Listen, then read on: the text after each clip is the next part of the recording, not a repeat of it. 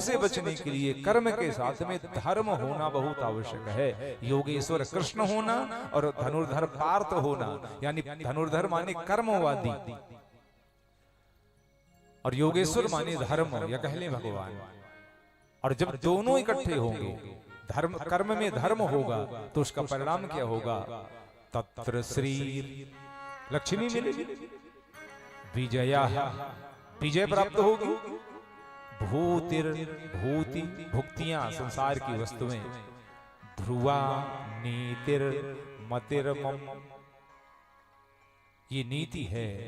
चाहे भगवान की मानो या व्यास जी ने लिखा तो उनकी मानो, ये मेरी नीति है कि जब कृष्ण और अर्जुन मिलते हैं, जब कर्म और धर्म मिलते हैं, जब जीव और ईश्वर मिलते हैं, जब दोनों का एकीकरण होता है तो फिर संसार की वस्तुएं भी प्राप्त होती हैं, भूति भी प्राप्त होती है, लक्ष्मी विजय भी प्राप्त होती है, सब कुछ प्राप्त होता है। तत्र श्रीर विजयो भूतिर ध्रुवा नीतिर मतिरमम, और अंत में हमको मुक्ति भी प्राप्त होती है, यानी भुक्ति भी मिली और साथ में मुक्ति भी मिली, दोनों प्राप्त होंगी तब जब हम गीता के मर्म को समझेंगे। तब यह है गीता। कर्म करते रहिए पर भगवान पर भरोसा रखिए, यह है गीता। कर्म की मनाही नहीं है पर कर्म को भगवान को समर्पित करते रहिए, यह है गीता। संसार में ईश्वर ही ईश्वर है, जो भी हम करते हैं ईश्वर को समर्पित करके करते हैं, यह है गीता। ओम ब्रह्मार्पणम ब्रह्म हविर ब्रह्माग्नौ ब्रह्मणाहुतेन गंतव्यः ब्रह्म कर्म समाधिनः। जो भी हमारे कर्म है वो ब्रह्म को अर्पण हो, जो भी हमारा धर्म है ब्रह्म को अर्पण हो, जो भी हमारी क्रिया है वो ब्रह्म को अर्पण हो। और ये तो हमारा सनातन धर्म सिखाता है ना। भोजन करने को बैठे, सब जानते हैं भोजन पेट में जाना है, हमको पुष्ट करेगा, लेकिन उसके पहले जो हम करते हैं, हाथ में जल लेकर के फेरते हैं, आंख मूंदते हैं, प्रभु प्रसादी पाइए, ये है ब्रह्म कर्म, ये है ब्रह्म का धर्म। ऐसी है गीता। कहीं वशिष्ठ जी सुनाते हैं राम जी को गीता, उसको महारामायण भी कहते हैं, और वो भी योग वशिष्ठ के नाम से है। उसमें भी धर्म का ही पूरा निरूपण है। आप इस गीता को देखिए, इस गीता का पहला शब्द क्या है? धर्म। धर्म क्षेत्र, धर्म पहला शब्द है, और अंतिम शब्द है मम, मेरा, मेरा धर्म। समझिए, श्रीमद् भगवद गीता शुरू हुई कहां से? धर्म शब्द से, और विश्राम हुई मम शब्द से। शब्द पूरा बना मम धर्मः, मेरा धर्म। यानी जब हमको ये पता चल जाएगा कि मेरा धर्म क्या है, उस दिन हम गीता को समझ सकेंगे। अपने धर्म को समझने का नाम गीता है। मैं चर्चा कर रहा था योग वासिष्ठ की, उसमें वशिष्ठ जी महाराज राम जी को सिखा रहे हैं, उपदेश कर रहे हैं, और उसमें भी उन्होंने यही कहा, यतो अभ्युदय निःश्रेयस सिद्धि ही सधर्मः। धर्म वह है जिससे हमारा अभ्युदय होता हो, हमारी उन्नति होती हो, हम श्रेष्ठ बनते हो, हम मनुर्भाव, हम मनुष्य बनते हो, वो है धर्म। वो है उन्नति, उसको कहते हैं, जिसमें निःश्रेयस सिद्धि ही सधर्म। धर्म वह है जो हमको आध्यात्मिक और शारीरिक सामाजिक रूप से उन्नत बनाता हो, उसका नाम धर्म है। निःश्रेयस सिद्धि ही सधर्म। गांव में रहते थे, कच्चे मकान में पैसा कमाया, शहर आ गए, 50,000 का मकान छोड़ा, 50 लाख का शहर में बना लिया। क्या ये उन्नति है? कुछ की दृष्टि में हो। एक दो मित्र थे, हजारों लोग फॉलोअर हो गए, क्या ये उन्नति है?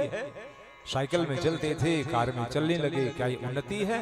धर्म की परिभाषा है, वशिष्ठ जी कहते हैं, राघव यतो अभ्युदय निःश्रेयस सिद्धि सधर्म।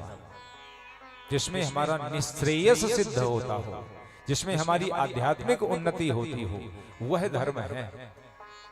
और हमारे सभी शास्त्र, सभारी ग्रंथ जितने भी हैं, ये सब हमारे धर्म के अधीन ही है।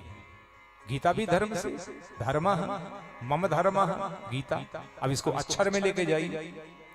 पहला शब्द धर्म और पहला अक्षर गीता का धा और अंतिम अक्षर गीता का मां और बीच में उड़ा है आधारा और अक्षर में भी देखेंगे तो शब्द बना धर्म। धर्म ही है गीता। योग वासिष्ठ धर्म ही है। न कर्मणा अनुष्ठानै न दानै तपसापि वा कैवल्यम लभते मध्यः किंतु ज्ञानेन केवलम सर्वभूतांतरात्मा वासः वांग मनो बुद्धि मोहिनी ब्रह्मैव निखिलम कर्म किम त्याज्यम विषयादिकम। गजब का भाव दिया जी। ये शिव गीता है, इसको भी सुनते चलिए जरा। शिव गीता, इसमें क्या है? न कर्मणा मनुष्ठानैर् दानैस्तपसापि वा कैवल्यम लभते मर्त्यः किंतु ज्ञानेन केवलम। न कर्मणा मनुष्ठानैर्न दानैस्तपसापि वा। केवल कर्म ही मनुष्य की मुक्ति में साधन नहीं होता जी, नहीं। कैवल्यम लभते मर्त्यः किंतु ज्ञानेन केवलम। कर्म के साथ में ज्ञान की भी आवश्यकता रहती है, ज्ञान के साथ में भक्ति की भी आवश्यकता रहती है, भक्ति के साथ में कर्म की भी आवश्यकता होती है। इसका नाम है सामंजस्य, इसका नाम है समन्वय। यह है शिव गीता है। और जो इसका अंतिम सूत्र है वो भी बड़ा श्रेष्ठ है। सर्वभूतांत भूतांतरावासः वांग मनो बुद्धि मोहिनी ब्रह्मैव निखिलम कर्म किम त्याज्यम विषयादिकम। एकदम बदल दिया, पूरा सब्जेक्ट इसमें बदल दिया। ब्रह्मैव निखिलम कर्म, जितने भी कर्म हैं, जितना भी संसार है, सब ब्रह्ममय ही तो है। तो फिर किम त्याज्यम विषयादिकम, फिर इन विषयों को क्या त्यागना। अद्भुत बात है जी। लोग संत कितने ग्रंथ कहते हैं कर्म को त्याग दो, विषयों को त्याग दो, संसार को त्याग दो, मोक्ष प्राप्त कर लो। लेकिन यहाँ पर शिव गीता का जो अंतिम सूत्र है एक अलग ही मार्ग हमको प्रदान करता है। ब्रह्मैव निखिलम कर्म, जितने भी कर्म हैं, जितने भी संसार के तत्व हैं, जो भी पदार्थ हैं, ये सब के सब ब्रह्ममय हैं। तो अगर सब में ब्रह्म है तो किम त्याज्यम, इनको क्या त्यागना, इनको क्या छोड़ना, अर्थात नहीं त्यागना जी, नहीं। बात वहीं पर आकर के रुकी। सब कुछ ब्रह्म स्वरूप है तो फिर विषयादिक में किस कर्म को त्यागना होगा। त्यागने की आवश्यकता ही नहीं है। हमारे धर्म में त्यागने की बात ही नहीं है। और अगर कोई त्यागते हैं तो अलग लोग होंगे, हम लोग नहीं हैं, क्योंकि हम गृहस्थ हैं, हम साधारण लोग हैं। हमको त्यागना नहीं, घर में रहना है, घर में रहना है, परिवार में रहना है, साथ में रहना है, परिवार का पालन पोषण करना है। लेकिन जो अंतिम है, परिवार का पालन पोषण करने के बाद भी अंत में प्रभु की शरण में जाना है, इसका विचार हमको निरंतर करते ही रहना है। निरंतर हमको सोचते ही रहना है कि जीवन का अंतिम जो चरण है, जीवन का जो अंतिम शरण है, वो केवल भगवान की ही है। इसलिए उसको त्यागना आवश्यक नहीं है। कर्म त्याज्य नहीं है, कर्म संयोज्य है। कर्म को त्यागना नहीं है, कर्म को करना है, लेकिन उस कर्म को भगवान के चरणों में सौंपना है। पुण्य कर्म किया, भगवान को सौंपिए। और इसी को एक भक्त कहता है अपनी भाषा से, इतनी कृपा सामोरे।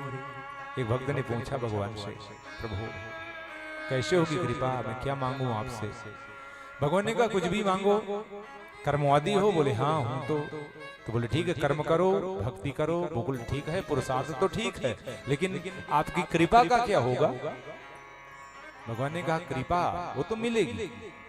तो कहता है इतनी कृपा सामोरे